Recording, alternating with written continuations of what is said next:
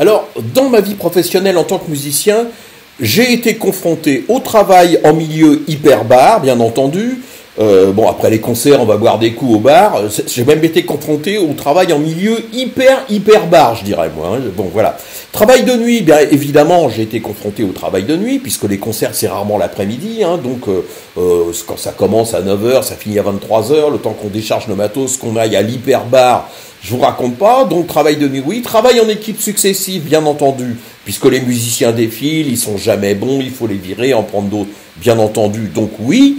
Travail caractérisé par la répétition de la même chose, de la même tâche, bien entendu, puisque les répétitions, quand on va à une répétition, on joue 10 fois le même morceau, on fait 10 fois les mêmes accords, le batteur est jamais en place et tout ça. Donc oui, travail répétitif. Manutention de charge lourde, évidemment, vous savez pas ce que c'est que de trimballer 3 guitares ou un Marshall, c'est très très lourd. Posture pénible, bien évidemment, quand on danse sur scène, ou même quand on règle ses pédales d'effet, on est penché, donc c'est très très chiant. Vibration mécanique, alors là, le batteur derrière nous, donc on se prend les coups comme ça dans le ventre, et vraiment, ça fait mal. Ça dure donc au moins un concert, genre 1h30 tous les jours.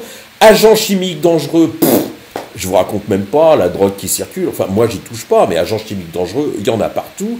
Température extrême, bien entendu, c'est incontournable. On a les spots sur scène, les lumières, la chaleur du matos et tout ça. Il fait très très chaud. Et bruit, bien évidemment. La limite étant de 81 dB, un concert c'est genre minimum 90, voire 100, voire 110, voire 120 quand je vais à un concert d'ACDC. Donc voilà. Voilà quoi vous allez me dire.